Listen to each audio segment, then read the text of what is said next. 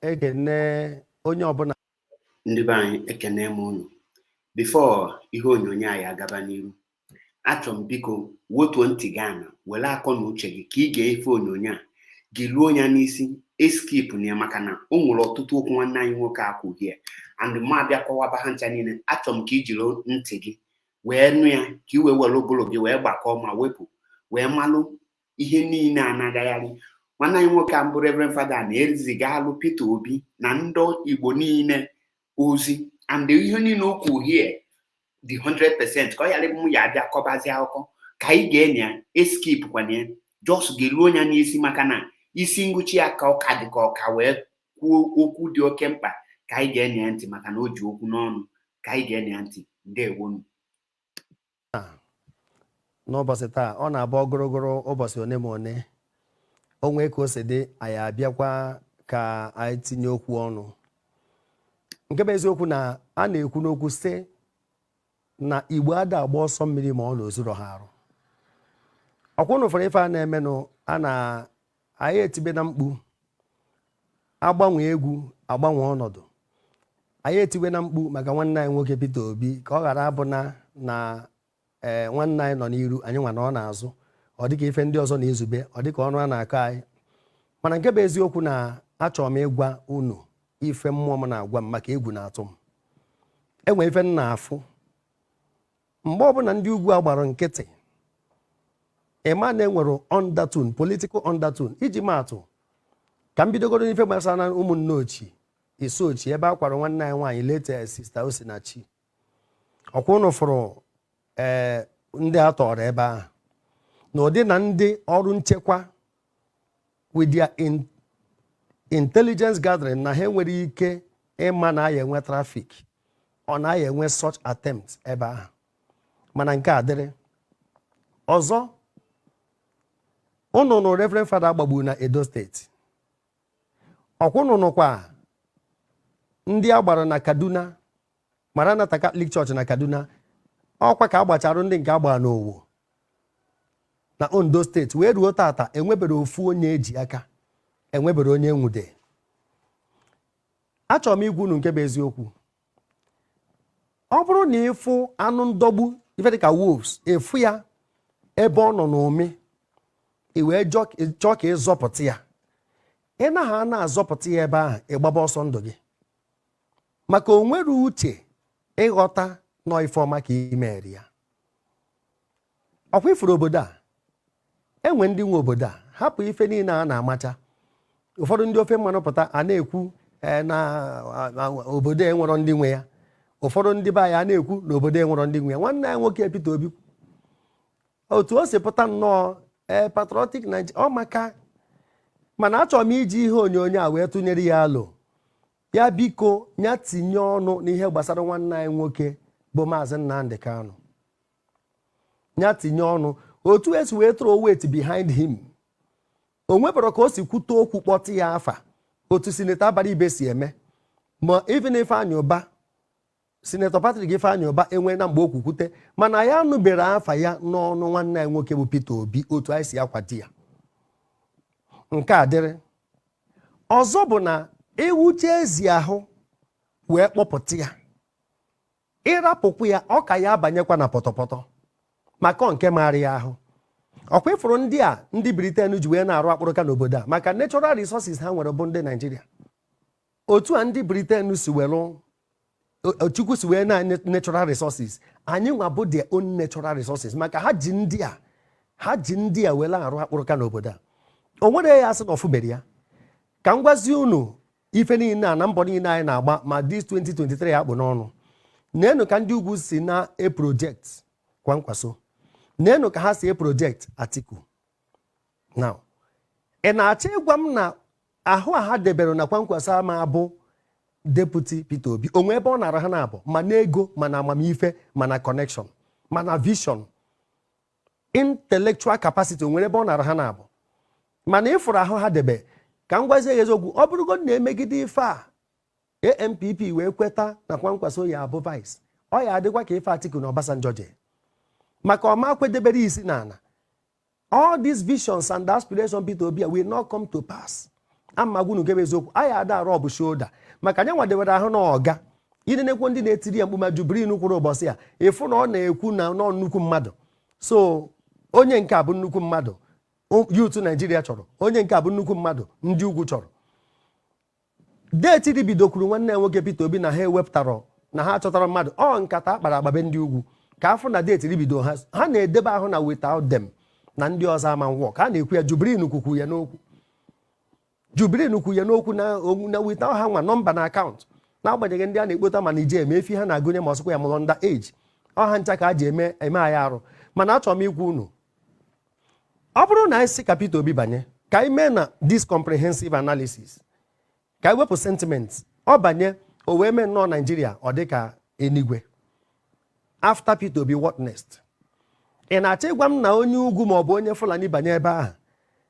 ife niile adịkwa mma enwe equity enwe fairness ọ ma egosikwa ọkịka ife ndị a ji agbachi ka onye Igbo ghara aba na enwechara favor enwechara ego a na-ewepụ ha ji enyere ndị be ha aka ma na agrikọlchọ ada ede enwere accountability ha ma na onye Igbo banye ebe ha apịchisie ife niile a ndị a ha zọdoro ụkwụ n'isi akwụrụ ọtọ bụrụ eze ha ma ife ha na-azọ ọzọ kedu ka ọ si dị unu ka anyị emetanwu nche obodo a maka ife niile apịtọkọ na nnu ṅara a na-agwa nwere ife anyị emenwu ya enwego infiltration na army repentant Boko Haram unu na-agbakọ kedu ka ị esi were extract ya ndị bụ members of Boko Haram bata na army na the real soldiers enwego betrayal anọ onye nwa na-enye nsogbu and all the other sister security agencies enwego infiltration ịkpọta onye agha nnupụ isi a terrorist onye nwere ife oji ndụ mmadụ kpọrọ the worst enemy ihe enwe na ndụ abụ onye nwere ife oji ndị ya kpọrọ nya ka e wetara ibe akwa bunye egbe kpụdatia ha na-ewest ndụ mmadụ so ọ banye ebe ahụ ịfụrụ ọchụsịba ndị bụ ndị ugwu n'amị ọ dị ike ihe onye emenwu ya kwankwasị abụkwanye nwa mgbe Jonathan kpọkọrọ more than 400 northern youth ndị afọchara explosive devices na arụ ha kwankwasị a ji echie Jonathan warning na ọnwa anwa metụ ha aka na onwere onye South onye Igbo ya dị ndụ wee si ugwu Awụsa wee nata emechara rapụ ụmụazị ya ewepụ infiltration na amị enwego infiltration na headers ọgụnụ cheta visa on arrival ndị nke si Libya ndị nke si Mali ndị nke si Chad ndị nke si Senegal so many countries the presidency na-agwa anyị n'ebe ndị headers si na headers ndị a na-ebu egbe na ha si mba ọzọ kedu na unu ya esi wee separate maka ha obodo adịgo saturated ha mego engulfed obodo a all the forest ka ka esi wee separate the headers mgbe emere visa on arrival ha ka na-abatakwa ruo taa mgbe akpọchi Iseme border other borders dị n'ugwu Awụsa ha nchaghị oghe anyị na-afụ ya ma ndị nke ji ọgbatumtum were abata so enwego infiltration na army enwego among the headers enwego among the terrorists ha erugo more than 5 groups now na-eme operate unu fụrụ ndị nke ebu akpagharị na trailer mgbe anyị nọ lockdown a na-ebugharị ha kịta ndị ISIS na ya ndị ISWAP na ya ndị Boko Haram na ya ndị Al-Qaeda na ya ndị o nwekwa ndị nke ọfụ Erufai na-ekwukwa batara ọfụ na-enye nsogbu na Kaduna ife a na-agba n'ụlọ ụka ụnụ amara na onwe ife ya na ya so a na-ekwu okwu jihad ife niile a maazị Nnamdi Kanu kwu ha ncha bịago na mmezu enwebere onye enwudero na onye Fulani gburu mmadụ mana ụnụ fụrụ nwanne anyị nwoke na-eme comedy brother Mike ka eji ejide maka na ọ na-ekwu against presidency ị na-achọ ịgwa m na Peter Obi banye ife niile akwụsị ndị ofe mmanụ na ndị Igbo ekwute ha ọnụ ha kịta ka m gwa gị eziokwu ha bụrụkwa vice ịma metụ ndị be ha aka Atiku banye abanye o ya enye nsogbu maka o nwere onye ugwu ihe prosecute for another 8 years ife niile ha mere ada mmiri na-ene na ya anya kwa nkwesị ọ bụrụ vice Peter Obi o nwere ife a ya emenwu ndị ugwu maka o so na onye nwere ọnụ ebe ahụ ebidokwa pịawa oche na House of Assembly Mr. Peter Obi ama control nwe ife a ife nji wee metụ ife aka ụmụnne mba anyị na-eche anya unu afụ na ọdabara bụ na ọdabara we are not compatible enechago m anya zil anyị amaka ịdị n'otu anyị amaka otu ndị ọzọ si kwado ndị Igbo n'ọtọ na anyị amaka mana unu chetakwa nwanne anyị nwoke Zik ọ mba ka ọ gbara ọ bụrụ Zik of ndị Igbo o wee bụ Zik of Africa anyị mechaa gbara aka na so nwanne anyị nwoke Peter Obi mma achọ o nweta ihe onyonyo anya jụọ onwe ya ajụjụ ọ karọkwa ndị egburu egbu o efe efere ọ na-akpagharị ọ makakwa mana ọ karọkwa ndị egburu egbu maka mgbe ọ na ị na-eme ife ịbụrụ chairman onye ọ na-enetu gị ebuchi ya ndụ ga ama atọkwa atọ ọ kakwa mma na ndị kpọrọ gị asị among their kinsmen gosi n'iru ha mana etu were anaghị ebuchi ya everybody fụ gị n'anya ma na ndụ gị anya atọ atọ a ga-eji egwu na omume ga-efe ịtụbara anyị ya ma ọ bụ nagodu Chineke kere ụwa enwe ndị kpọrọ ya asị enwe ndị iwe Chukwu na-ewe nye ji na ife a na-aṅụrị na nkwado a na-enye ya ndị ugwu nwekwa ka ha dị unu cheta gị ya iro nsị ọkwụnụ cheta ka esi wee lata ya wee mee ya ife mere ya onye kpọrọ gị asị ife ọsọ gị mee ife ụfọdụ ndị ugwu ji achọrị ka ama ma onye Igbo ya bata maka na afụ na onye dị exceptional afụgo knowledge ya ha chọọ ka onye ruo na ha adịghị overwhelm ma security ma enwere economic crunch enwere political upheavals ife niile aghatọọna ka ama ma ya eji brain onye Igbo na amamife ha wee pụtagodo n'ọnọdụ a ha wee gwekwazi gị na ọha nwe obodo ha ekwuo ya anọrọ ugwu asa agwaghị na ọha nwe mmanụ dị na South agwaghị nọ ndị nwe nọmba nwe obodo agwaghị nọ ndị nka na landmass kedu ife anụ bụ ha n'ọnụ and nobody challenge them ndị a niile na-egbu mmadụ onye ka enwude ma ndị egbu na Benue St. Teresa's Madala 2000 and gịnị just tell me mmadụ agwụna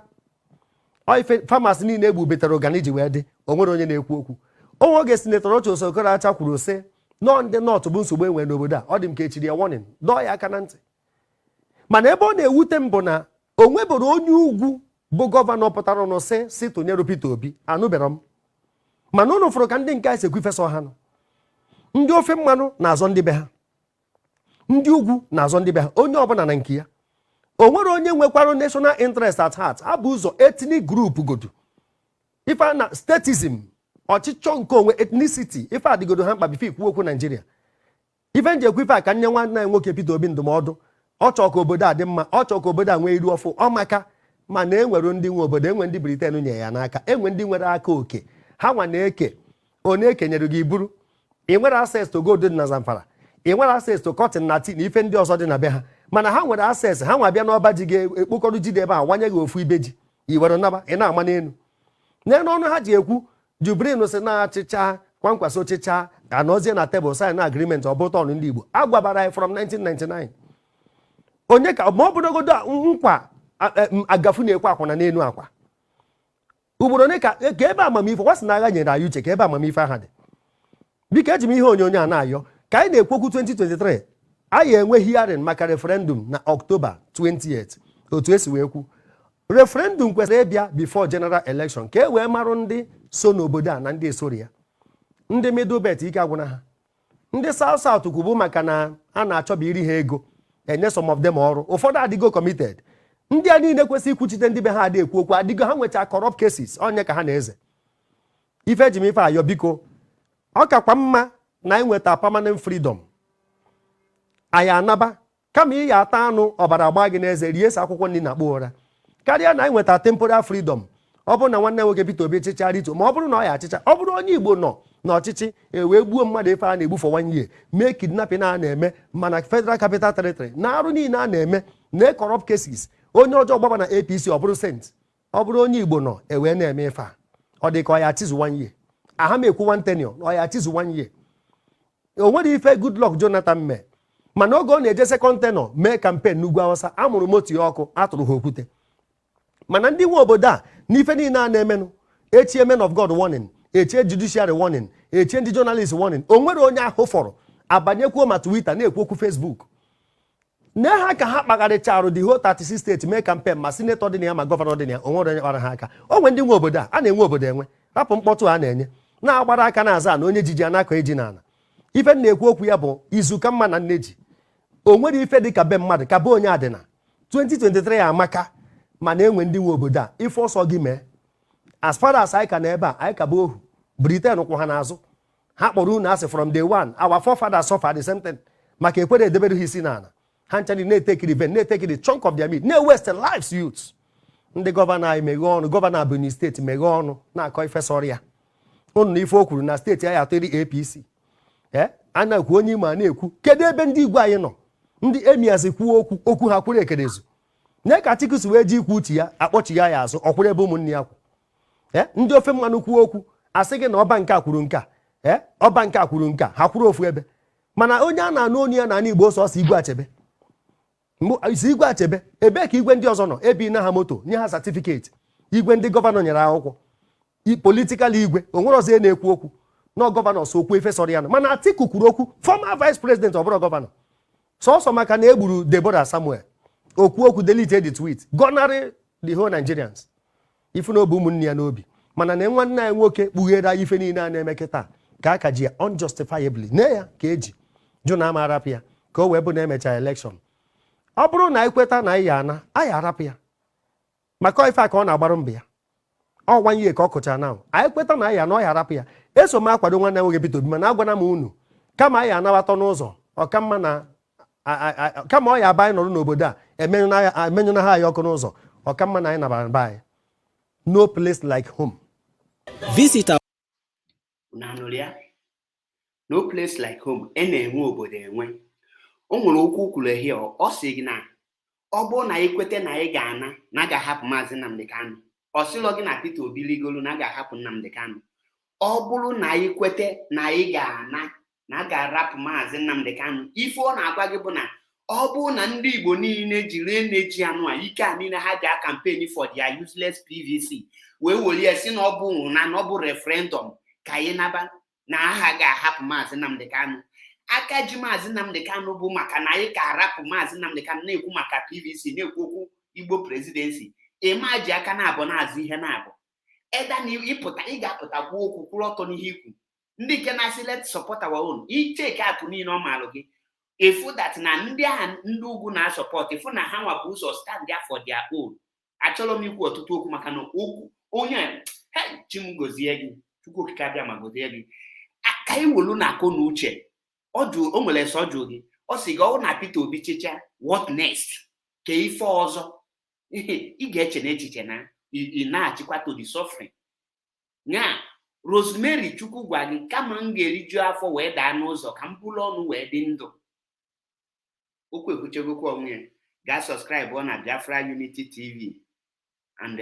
Maazị Achebe Paul ka ị na-enweta more information ka i wee nwee ike your brain wee na-emepe.